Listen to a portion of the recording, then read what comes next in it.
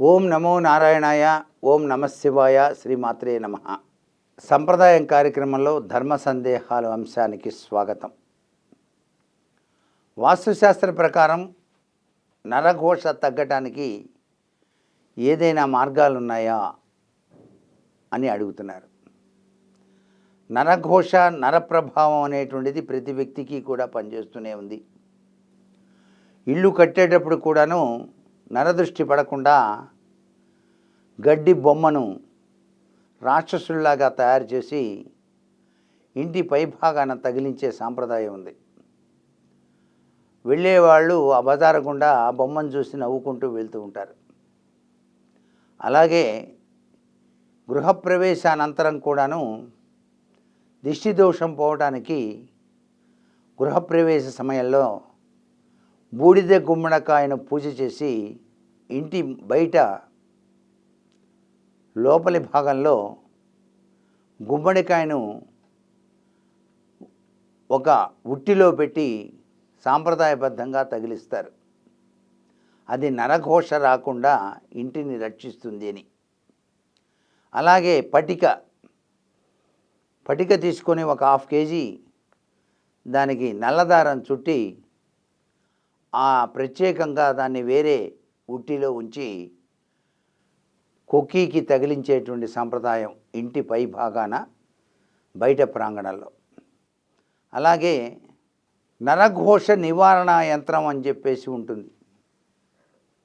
ఆ యంత్రాన్ని తయారు చేయించి ఎంట్రన్స్లో సింహద్వారం పై భాగాన చక్కగా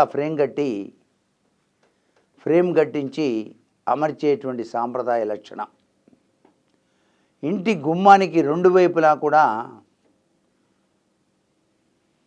తొండం ఎత్తినటువంటి ఏనుగుల బొమ్మను అలంకరణగా ఉంచడం కూడాను నరదృష్టి నివారణకు నాంది పలుకుతుంది. అంతేకాకుండా నరఘోష నరప్రభావాలు ఇంటిలో ఎక్కువగా ఉన్నాయి, మేము ఏం చేసినా కలిసి రావట్లేదు అనుకునేటువంటి వాళ్ళు తప్పనిసరిగా గరుడ ముక్కు కాయ అని చెప్పేసి ఉంటుంది. ఆ కాయను ఇంటి యజమాని తన మెడలో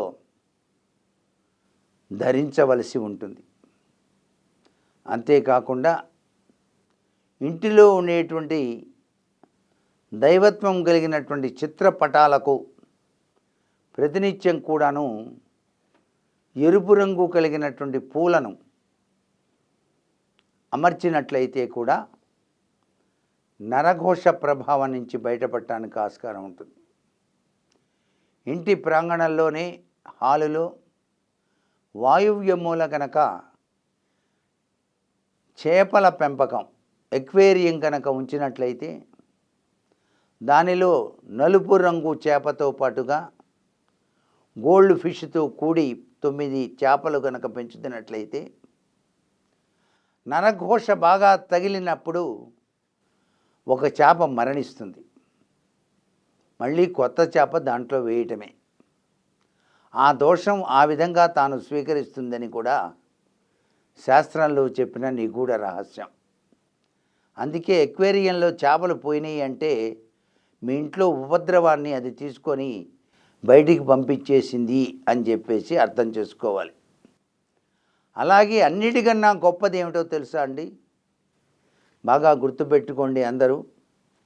మీ ఇంట్లో నరఘోష నరప్రభావం తొలగిపోవడానికి సాలగ్రామ తాబేలు అని చెప్పేసి ఉంటుంది. ఆ సాలగ్రామ తాబేల్ని గనక మీరు మీ ఇంటి హాలులో చక్కగా గనక టేబుల్ మీద అమర్చి అది దక్షిణం వైపు చూస్తున్నట్టుగా అమర్చాలి. దానికి ప్రతినిత్యం కూడా పై భాగాన ఒక పువ్వు ఉంచి నమస్కారం చేయాలి. ఇలా చేస్తే ఇంట్లోకి నరఘోష అనేది మాత్రం రానే రాదు. అన్ని రంగాల్లో అద్వితీయమైన కీర్తి ప్రతిష్టలు వస్తాయి. సాలగ్రామ తాబేలు అని చెప్పేసి సాలగ్రామం మీద చెక్కుతారండి. ఇది దాని పై భాగాన శ్రీచక్రం కూడా ఉంటుంది. ఇది దొరకని వాళ్ళు, కావలసిన వాళ్ళు నన్ను సంప్రదించండి. అమరావతిలో నేను ఉంటాను. నా నెంబర్ 8008004596. చిన్న తాబేలు దగ్గర నుంచి పెద్ద తాబేలు దాకా ఉంటాయి. చిన్న తాబేలే 25,000 అవుతుంది. కాబట్టి కావలసిన వాళ్ళు సంప్రదించుతారు కదా. మీ నరఘోషకు పరిపూర్ణమైనటువంటి మార్గం ఇది అని చెప్పేసి చెప్తూ, సర్వే జనా సుఖినో భవంతు.